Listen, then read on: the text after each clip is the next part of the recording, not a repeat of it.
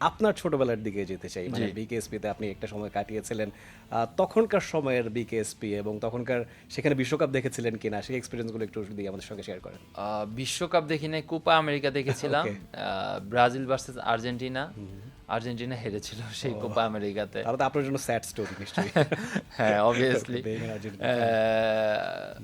তো সেই সময়টা আসলে অনেক মানে অনেক কিছু শিখেছি আসলে। বিকেএসপি এরকম একটা প্লেস, এখানে আপনার সব ডিসিপ্লিনের টিম থাকে, তার সাথে আপনার একটা ডিসিপ্লিন বজায় রাখতে হয়। আমি বলবো যে বিকেএসপিতে 2 বছরের আমাদের যে ক্যাম্পটা ছিল, সেইখানে আমি আমার ফুটবলের যাত্রা আসলে শুরু হয়। আমার আসলে ফুটবলার হতে গেলে, একটা ভালো প্লেয়ার হতে গেলে আপনাকে কি করতে হবে এবং কি শিখতে হবে, সেই ক্ষেত্রে আমি বলবো যে সেটা আমার সবচেয়ে প্লাস পয়েন্ট ছিল। এবং তার সাথে খুব ভালো ভালো কোচদের আন্ডারে আমি ছিলাম, এবং তারা ফুটবল সম্বন্ধে, তার সাথে ডিসিপ্লিন সম্বন্ধে সব কিছু শিখিয়েছেন।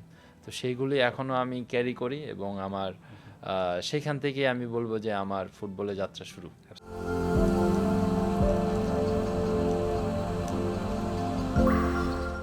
তো ভাই, বিকেএসপির পার্টের পরে আসলে আপনি ডেভিড বেকহাম একাডেমিতে একটা চান্স পেয়েছিলেন, সেখানে একটা ট্রেনিং সেশন ছিল। সেটা অবশ্য অনেক আগে, আপনার সম্ভবত ন্যাশনাল টিমের ডেবিউটও অনেক আগে। না, অনেক আগে, ওইটা 2008 সালে। 2008 সালে। সারা বাংলাদেশে প্রায় আমরা 1.5 লক্ষ প্লেয়ার আর কি, ইয়াং প্লেয়ার ট্রায়াল দিই। ট্রায়াল দেওয়ার পরে আর কি 6,000 সিলেক্ট করে।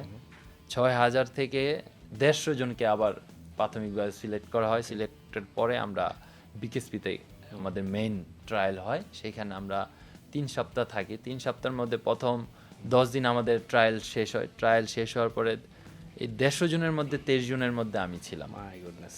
ওকে। সেইখানে আমরা 3 সপ্তাহের জন্য ইংল্যান্ডে আমরা যাই। ইংল্যান্ডে যাওয়ার পর আসলে আমি বলতে মিস করেছি, সেই একাডেমিটার নাম ছিল ক্যানেডি ওয়ার্ফ। রাইট।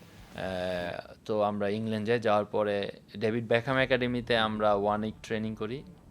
তারপর ওয়েস্টহাম একাডেমিতে 1 উইক ট্রেনিং করি। ইভেন দো আমাদের যে ইংলিশ কোচ ছিল ইংল্যান্ডের, সেইখানে আমরা তাদের আন্ডারে 1 সপ্তাহ ট্রেনিং করি। এটা আমাদের 3 সপ্তাহ ট্রেনিং ক্যাম্প ছিল। ইভেন আসলে ডেভিড বেকহাম একাডেমিতে ট্রেনিংয়ের যেই ফ্যাসিলিটিস দেখে আসছি, এবং সেইখানে যেই স্ট্রাকচার ডেভেলপমেন্ট, এগুলি আর কি ওয়েস্টহাম এবং ডেভিড বেকহাম একাডেমিতে না গেলে হয়তো বা বুঝতাম না, এবং নিজের মধ্যে সেই ব্যাপারগুলি কাজ করেছে। আসলে এরকম এক্সপিরিয়েন্স আমি জানি না তার আগে কে পেয়েছে, কারা পেয়েছে, কিন্তু আমাদের এই স্কোয়াডটা পেয়েছিলাম। সেখান থেকে অনেক প্লেয়ার আমরা এখন পর্যন্ত ধরেন আমরা ন্যাশনাল টিমে খেলছি, বাংলাদেশের বিভিন্ন ক্লাবে খেলছি। আসলে এই জিনিসটা আমাদের ফুটবলের জন্য ভালো উপকৃত হয়েছে। একটু ওয়ার্ল্ড কাপ নিয়ে মেমোরি জানতে চাইবো, মানে বিশ্বকাপ আপনি প্রথম কবে দেখেছিলেন, এবং তখনকার বিশ্বকাপ আমেজের সাথে এখনকার বিশ্বকাপ আমেজের কোনো ডিফারেন্স দেখছেন কিনা? ওভারঅল আমরা আগে দেখতাম যে খুব ফ্ল্যাক্স টাঙানো হতো, এবার একটু কম, তবে সোশ্যাল মিডিয়াতে কিন্তু আসলে অনেক ইন্টারেস্ট আমরা দেখতে পাচ্ছি। সোশ্যাল মিডিয়া আর তার আগে ধরেন আমি আসলে এক্স্যাক্টলি আমার মনে নাই, কিন্তু একটা জিনিস মনে আছে, 2002 সালে যখন নাজারিও রোনালদো এই হেয়ার স্টাইলটা করলো, আসলে যারা ব্রাজিলের সমর্থক ছিল, স্পেশালি ইয়াং জেনারেশন, ওই সময় সবাই রোনালদো নাজারিওর স্টাইলটা দিয়েছিল। এবং ইভেন ওই 2002 সালে যে আপনার সে গোল করেছিল, আই থিঙ্ক জার্মানির সাথে ফাইনালে, অলিভার কান কোচ গোলকিপার ছিল, ক্যাপ্টেন ছিল। তো এতটুক জিনিস আমার মনে আছে। 2000 বিশ্বকাপ, 2002 বিশ্বকাপের, 2006 বিশ্বকাপের কথাটা আমার মনে আছে। কিন্তু ওই সময় কিছু ইনসিডেন্ট আমি বলতে চাই, যেগুলো আর কি আপনার দলগতভাবে ফুটবল খেলা উপভোগ করা, ওয়ার্ল্ড কাপ দেখা একটা ক্লাবে ক্লাবে, যেটা আপনার ধরেন এখন যেহেতু আপনি মোবাইলে খেলা দেখতে পাচ্ছেন, অনেক অত্যাধুনিক আপনার সফটওয়্যার চালু হয়েছে, আগে কিন্তু এরকম ছিল না। আগে দেখা যেত যে এলাকায় আপনার একটা ক্লাব আছে, বড় ক্লাব, সেই ক্লাবে বসে আপনার টিভিতে খেলা দেখছে, একদম সবাই একসাথে বসে।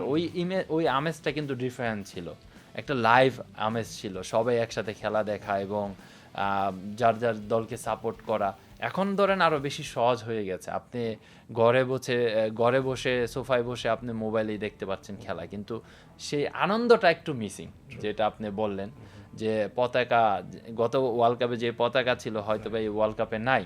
তো সেই ক্ষেত্রে আসলে আমেজের দিক দিয়ে একটু কমতি আমি মনে করি, কিন্তু ওয়ার্ল্ড কাপ 4 বছর পর পর আসে, সবার জন্য একটা আনন্দ নিয়ে আসে, সবাই সেটাকে উপভোগ করে আমি মনে করি। অ্যাবসলিউটলি। তবে ভাই, এবারের বিশ্বকাপে আপনার কাছে কাকে ডার্ক হর্স মনে হচ্ছে? মানে আগেরবার আমরা দেখেছিলাম মরক্কো সেমিফাইনাল খেলেছে, 2 বিশ্বকাপের কথা বলছিলেন, সেখানে টার্কি সেমিফাইনাল খেলেছিল, সাউথ কোরিয়া সেমিফাইনাল খেলেছিল। এইবার এরকম অঘটন কারা ঘটাতে পারে মনে করছেন? না, আমার কাছে মনে হচ্ছে আপনার মরক্কোকে 1 নম্বর ধরতে হবে, বিকজ তাদের ফার্স্ট পরীক্ষায় তারা উত্তীর্ণ হয়েছে এবং খুব ভালোভাবে ডমিনেট করেছে, কিছু কিছু দিক দিয়ে খুবই আগায় ছিল ব্রাজিল থেকে। মরক্কোকে ধরতে হবে। আর আমরা ডেফিনেটলি বলতে পারি যে আসলে পর্তুগালকে আপনার ফেভারিট হিসেবেই ধরতে হবে, কারণ তাদের সেই অ্যাবিলিটি, ভালো প্লেয়ার আছে। মরক্কোকে এবারও এরকম কাউন্ট করতে হবে। তার সাথে যদি আরেকটা টিমকে, এখনও অনেক টিমের খেলা দেখি নাই, বাকি আছে।